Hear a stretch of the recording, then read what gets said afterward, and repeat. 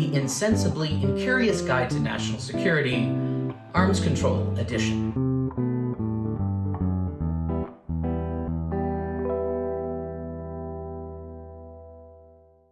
So the news today from Washington is that the United States is pulling out of the third major nuclear security agreement in as many years. That's 2 with Russia, 1 with Iran, if you're counting. Why are they trying to dismantle the set of agreements that have kept the nuclear superpowers in check since the end of the Cold War? Well, in the view of the Trump administration, Russia cheats a lot. Maybe not about elections, but certainly on nuclear weapons.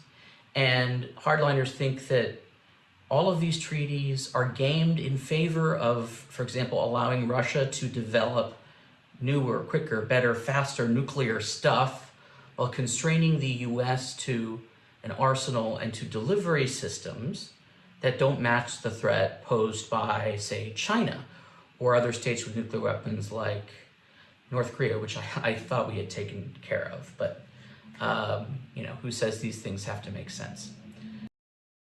Remember how during the campaign, Trump hated the deal that the US and Europe hashed out with Iran.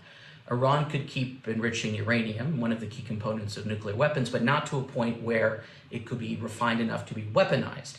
The deal included very aggressive inspections that essentially prevented Iran from building the blocks of a nuclear warhead without being detected.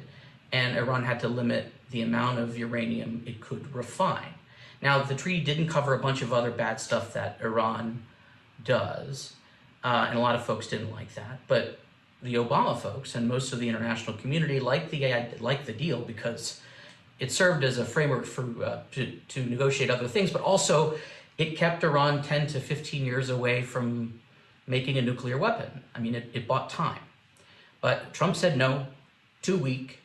And by the way, as he was pulling out of this deal, he had just negotiated a one-on-one with Kim Jong, and so he was feeling his oats.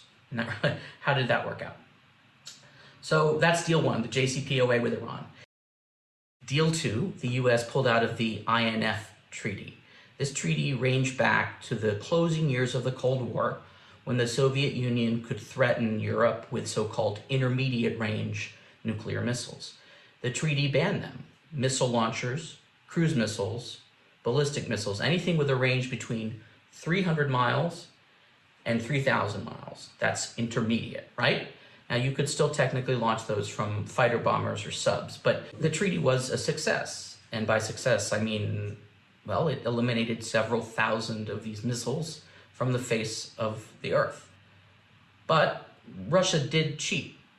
It tested a missile, which it claimed could only go 300 miles, but which the US intelligence community in Europe and others said, nah, it could probably go a lot further than that.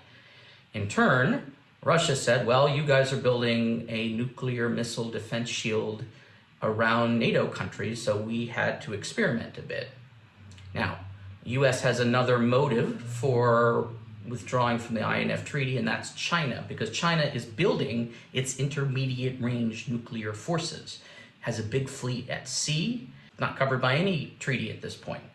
So Trump got out of the INF treaty because the administration thinks that China is a more threatening power than Russia is, at least in the near term, and the INF treaty simply wasn't cutting it. The third treaty is the newest, the Open Sky Treaty. It is kind of what it sounds like, right? After the Cold War, the US and Russia agreed to allow each other and 34 other countries to essentially fly airplanes with surveillance gear over sensitive military installations in each other's countries.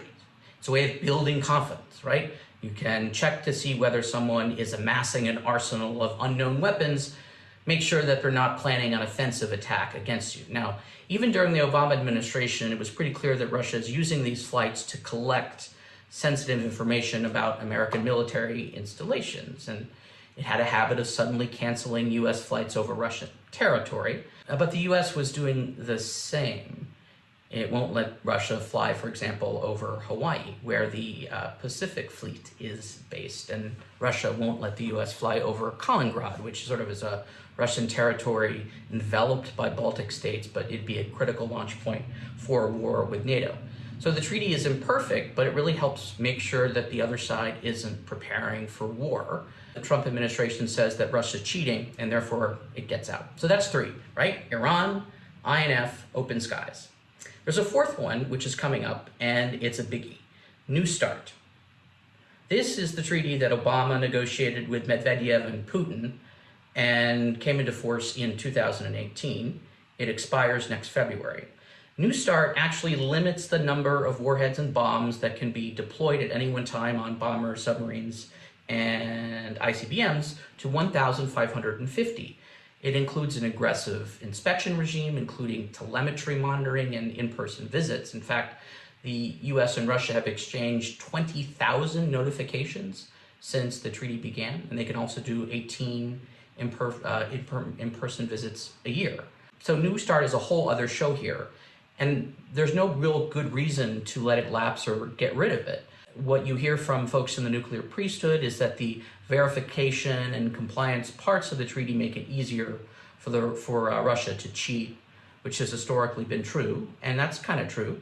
Makes it harder for the US to be strategically and maybe tactically flexible, which is also kind of true. I don't really know the answer to this debate. You can check with smarter people. But in the worst case, it's not a reason to dismantle the entire thing. It's kind of like throwing the entire bathroom out with the bathwater. But here's what the Trump administration is trying to do, and it begins with China. The US says they want a new START, but they want China to be part of it. And they won't really discuss extending it unless China's part of it. That makes sense, right? Sounds reasonable. Here's a few reasons why that's not likely to happen. Number one, China doesn't really want to be part of this whole thing. I mean, they have a much smaller nuclear arsenal. Not being part of a treaty allows them to develop it in a way that they want, and they're not really interested in arms deals with the United States at the moment.